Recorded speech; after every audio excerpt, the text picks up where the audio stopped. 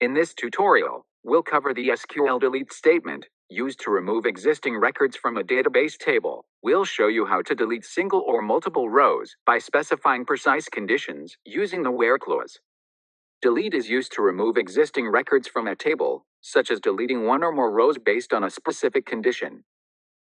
This SQL command removes specific records from the designated table that match the criteria defined in the where clause. It is crucial to include this condition to ensure only the intended rows are deleted, preventing the accidental removal of all data in the table. Let's take a look at the finance table, where we will delete the row where transaction ID is 101.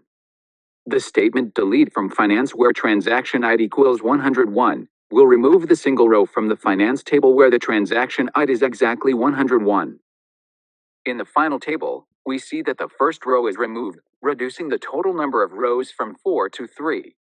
You have completed the tutorial on the SQL delete statement. You now know how to safely remove specific records from a table using the where clause and understand the importance of verifying your conditions before execution.